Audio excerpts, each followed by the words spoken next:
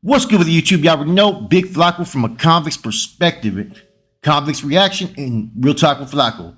Please hit the like, subscribe, comment, do all those things to help support this channel. And as y'all already know, I got Big Dreamer Escamilla de Sanjo, man. What's up, brother?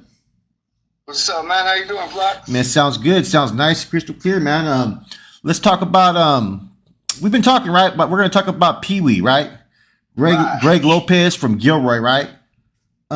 You personally knew this individual. I personally knew him. I was entering the system as he was about to get deemed pretty much around that time here when him and Chopo and a few Goose and all them were on the yard in San Quentin, I think around 98 or 97, bro. Right. Talk a little bit about the details about this. Well, shit. Well, as far as I knew, we all had came back in Quentin, me, Chooks, fucking even Bad Boy was there. But there was a handful of carnals and righteous bros that were on that yard when we still had the backyard in San Quentin, right?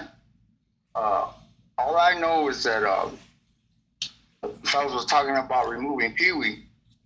So when they brought it to my attention, Chico actually came to me and pulled me to the side and was like telling me that he had a removal to do and if I'd assist him.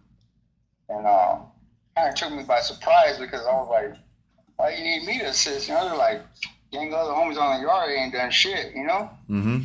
But anyways, I told him, yeah, I'll assist you, you know what I'm saying? So I knew Peewee was a good motherfucker and everything, bro. So honestly, I don't really know why he was being removed off the yard at the time. But anyways, long story short, towards the end of the yard, you know, we usually do it. Chico walks up to him and just fires on him. So I'm there to assist him. And to be honest, when he hit Peewee backed up. It wasn't even dazed though. He just rushed towards Chico and started firing on him. I let it go for a couple of seconds, but you know, I had to intervene, you know, because he was getting the best of him, bro. So I jumped in, fucking hit him a few times, and he backed up when he seen me get in.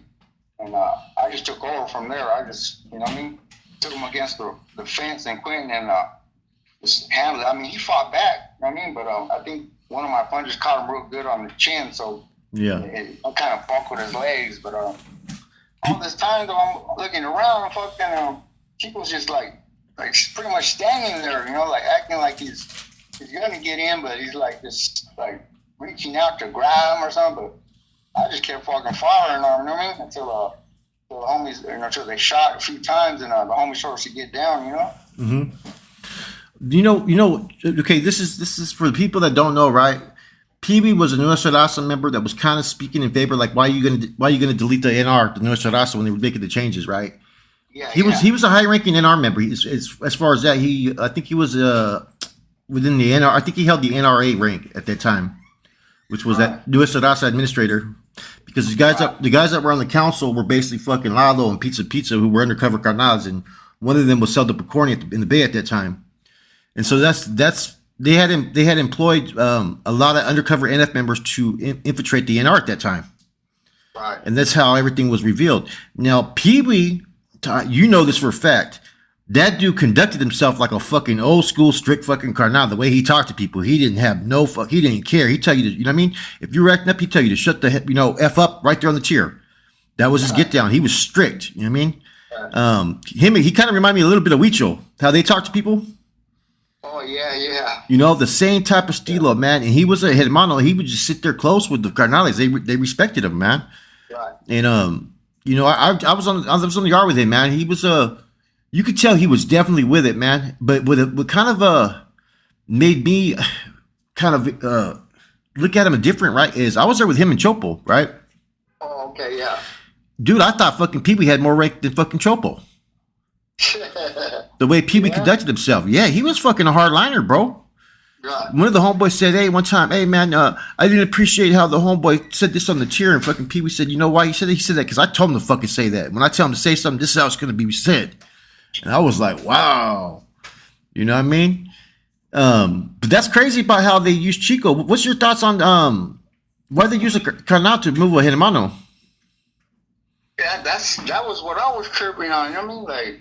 Like, that threw me off, you know what I mean? Because after I'm saying, like after I found out how everything was all about, I started thinking about everything like, how the fuck did this happen like this? You know what I mean? Because then I ended up finding out from what Chuco ended up telling me was that Chico had cleanup to do, right?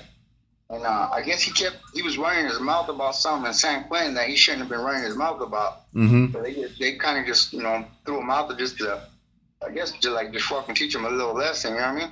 It's because one of I had a Oakland. good feeling that fucking Peewee was going to give him the business, you know what I mean? Mm-hmm. Because afterwards, look at this is straight up, because I was, involved in this shit. We hit the cages, Peewee was fucking, he said he was stern and shit in the way he talked to people, and he told Chico, he was like, hey, check this out, you fucking bitch. Fucking, all that fucking shit you were talking about, he goes, fucking, if Dreamer wasn't there, I would have fucking smashed your bitch ass. And I'm just right there laughing, like inside, me holding it back, and he goes, as far as you, Dreamer, he goes, man, I got nothing but love for you, fool. I know it's nothing, it's all biz, bro, but as far as you, Chico, he just kept going on. He's like, you're a bitch, homie, straight up. You ain't shit. The only reason why you're in there, he was just letting him. Like fucking Chico was pretty much like dumbfounded, like he really didn't have no ammunition to fire back. You know what I mean? And Chico wasn't no little dude either. Nah, and that's the thing. He had wind. He had his little size. He ain't size. Peewee had hands though. I could tell this fool not a fight. Yeah, Peewee was skinny though, but you know what I mean? Like he was but he was cut up though. Yeah, because I do remember, and a lot of brothers don't remember the fucking council that we had. You know what I mean? The Nuestra Raza administrator. Mm-hmm. You know what I mean? Nuestra Raza council. You know what I mean? How we had everything set up. You know what I mean? A lot of bros back then, they weren't even hip to like we had I don't know if you remember Nano and Michael from Fresno. Yes. Michael became a carnal. Yeah, they were holding high rank when I got to the Bay and shit, and I was, they were lacing me up on like things that we had going, because once they broke it down to me, I had to start schooling other brothers. You know what I mean? Yeah. But I know fucking Peewee, bro. That fool was sharp, bro. He was sharp.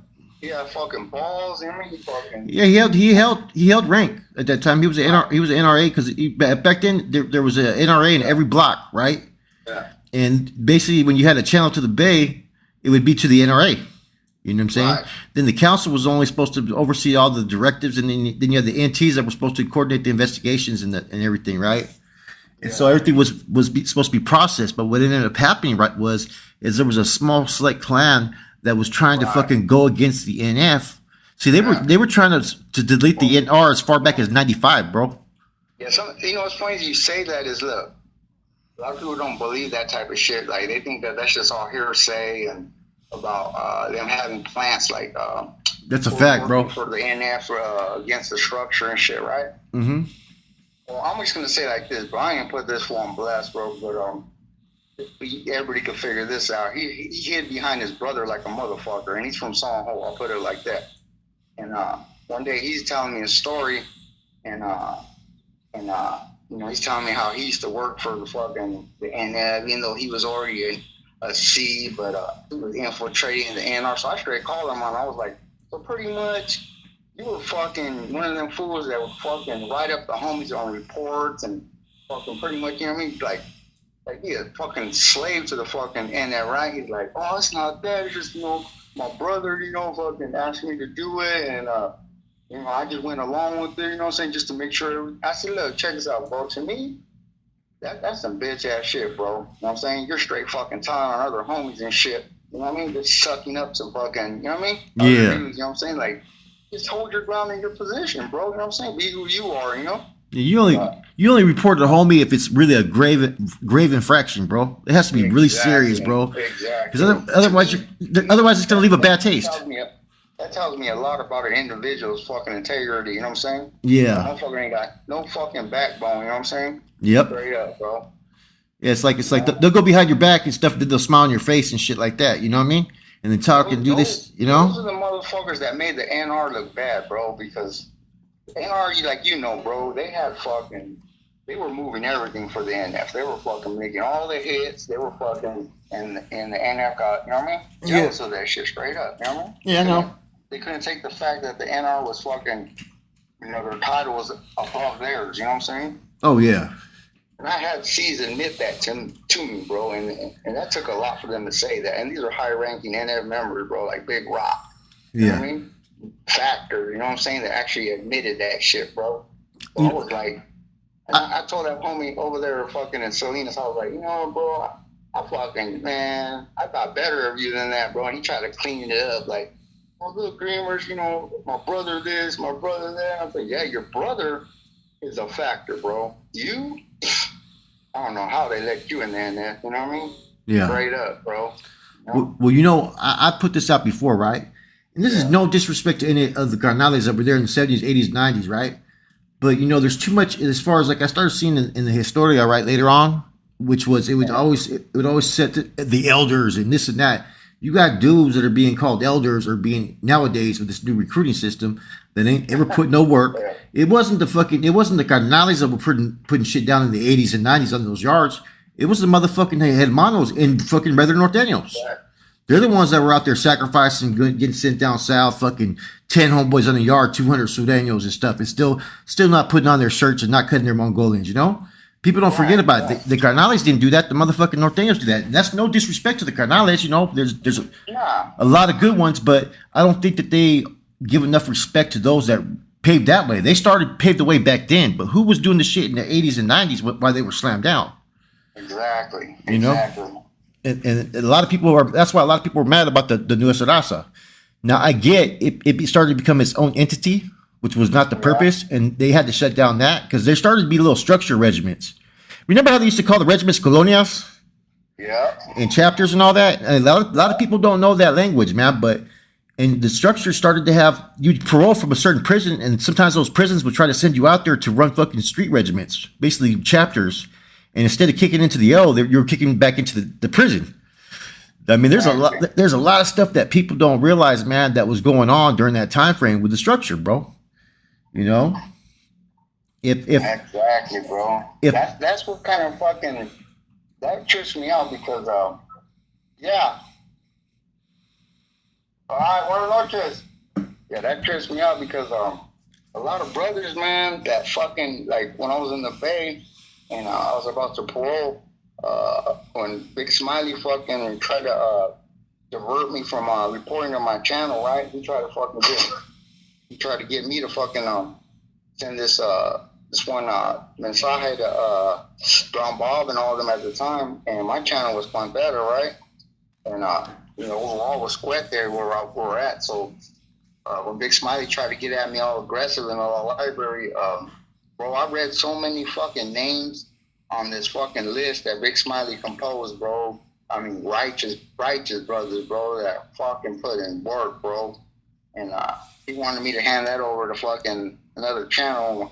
And when I told him no, bro, that fool fucking turned red as a motherfucker, bro. Like, I never seen a motherfucking Mexican turn so red, you know? Oh, shit. And, yeah, and he got on his high horse and he tried to yell at me in the little library and I stood my ground, bro. You know, I've always been like that, bro. You ain't gonna fucking just yell at me, you know? Yeah, And I ain't trying to say this like to be like I'm a bad motherfucker, but hey, bro, I don't ever let nobody talk to me over aggressively, or if I feel disrespected, bro, I'm gonna shoot back, you know? Big Smiley was no joke though. That people don't realize he was actually a really big dude, man.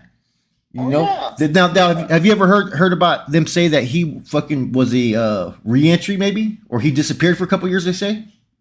I've heard rumors. I've heard rumors too. I didn't ever keep up on it, you know. I heard from an old school carnale that was, you know, an original one that you know, that they had sent him to go talk to some people, you know, out there from Chicago. There was some Colombians and shit, man, that he just couldn't make it right. You know, oh, I could be making this much money every month, and they said, well, fucking, then what the fuck you need us for? Hey, yeah, couldn't make it right. Look at it, bro. You want to talk about financial type shit? Well, we're on the subject of Big Smiley. Look, bro, this is something that really fucked me up too on the way back because Chuku requested assistance, bro, for us in our legal fight, right? We're gonna take it to trial and all this, right? Didn't see a dollar, did you? And, bro, we didn't see a fucking penny, bro. You know what I'm saying? And that along with, you know, like I said, my family, that right there told me, like, God damn, bro, here's There's another known member and a few members, bro, about ready to fight the death penalty, just like Skip and all them back in the day. And these motherfuckers won't budge, bro, because they're so fucking greedy, you know? Like, man, bro, fucking really, bro? You can't even fucking get us one attorney? You know what I'm saying? Two? Like, bro, we're fighting for our lives, you know what I'm saying? Yeah, that was kind of a, that was the thing about the death row guys is that, how could these dudes make the ultimate sacrifice? Yet, they had recruited a couple of people that went from the 6-yard AC, right? Yeah. And then the original, the brass that got indicted, they played the political game as far as they were, they had the majority of the captains were there at that time and the generals. And so, this is what they claimed, that they were not incommunicado and that they could still continue to take care of business. So they made everybody redirect them to plug into them. And then I think there was only maybe 1 or 2 leftover captains that were still in the state at that time. And so they pretty much revised everything. And that just kind of changed the whole element. Now, every time that these little crews or requests were being made, they didn't care about it. But the one request that they kept on making was, we need more money. You need to produce more. Yeah. And they didn't care about as far as, what was going on out there in the streets, security or none of that shit. Because they already knew that there was people ready to replace us.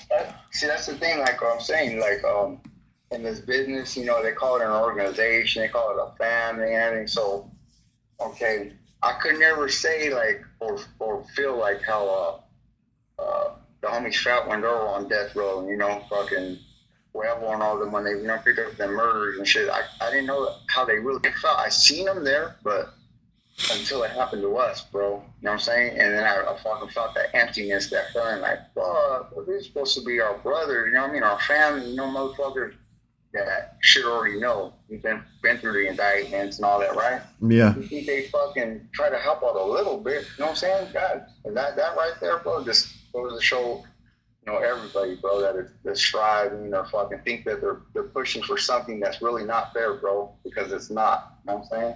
I mean, damn, bro. Look at your brothers up, man. You know what I mean? Look at those 3 right there. You have Huevo. They say is suffering a little bit of potentially mental issues. I heard. You know what I'm saying? I don't want to talk. I don't want to talk too bad about him. You had Spankillo, who was really a good dude, bro. You know what I'm saying? Exactly. That his family was taking care of his family, bro. Spankillo's own fucking family was taking care of those brothers up there, man. I used to see fucking Silent's wife a couple times, man. She came and picked me up to take me to a couple meetings out there in Salinas, and to go meet up with a couple people, and she wasn't doing too good. They weren't helping her. They weren't helping them. And I was looking at it, I'm like, okay, because I read all the stuff about fucking the paying scale, that everything's supposed to be accounted on the books, and the investments from a legitimate business, we were supposed to get kickbacks. It says that in the Constitution. You know what I mean? But right. I've never heard of it ever happening. I've never. It doesn't. Now, recently, I've heard, since they've gotten out to the mainland, I've heard some different things. That a couple people were given retirement and they're being paid a certain quota every month, which shocked the fuck out of me. That's the first time I ever heard about that. Well, because think about this, bro. This is all it is, bro. It's just a ploy, bro, to fucking try to instill something that really, like I'm saying, isn't there. You know what I'm saying? Yeah. You gotta try to maneuver somehow, some way to keep the soldiers out there, a little happy. So okay, fuck it, we'll chip in on this one time, or we'll do this and cut this corner, and you know how it gets done. It always happens. People don't know that there's a lot of rules. Rules are meant to be broken at times, and this is what I tell people. I get comments sometimes, right? Well, this isn't supposed to happen. This isn't supposed to happen. It's like, who are you to say it isn't supposed to happen? You don't make the rules. Exactly. You know what I mean? Bro. These guys make the rules, and unless you're a fucking high-ranking Cat 3 member, right? You don't have no fucking say so. You have no voting rights, no anything. You know what I'm saying? So people don't realize when they see a Cat 1 or a Cat 2 NF member, yes, he holds a position within the organization, but his voice isn't as loud as people think. Unless he's bringing in fucking 5 figures every month. You know what I'm saying? then he can say, you know what I mean? Then it's an issue, man. I mean, but yeah, man, it's kind of interesting how we experienced you as you were going in, I was coming out to the streets. So I know the after effects of everything, man. And anyways, this was I don't want to keep on going off topic, but this was a good spill right here, bro. I mean, we both experienced a lot of this stuff, man. You know, Yeah. at the end of the day, Peewee with the shit. You know, Chico was my boy, but Yeah. I've heard some interesting things, man. And the one thing I'm gonna address real quick before we end this is I found it kind of interesting. They used Chico to move on a Hermano, and then they used two Hermanos to move on fucking Lucky Mendoza. I was there when Right. Lucky got hit, bro. And I couldn't understand that. Yeah. Well, actually, those are some things we probably will never understand because things get twisted up. You know what I mean? Like always. You know. Yeah, You know how that goes. most definitely. Hey, Flock. Matter of fact, let me get you back and when we drop some on those murders that happened out there in TC. Let's do it. All right, bro. I'm gonna hit you back right now. All right.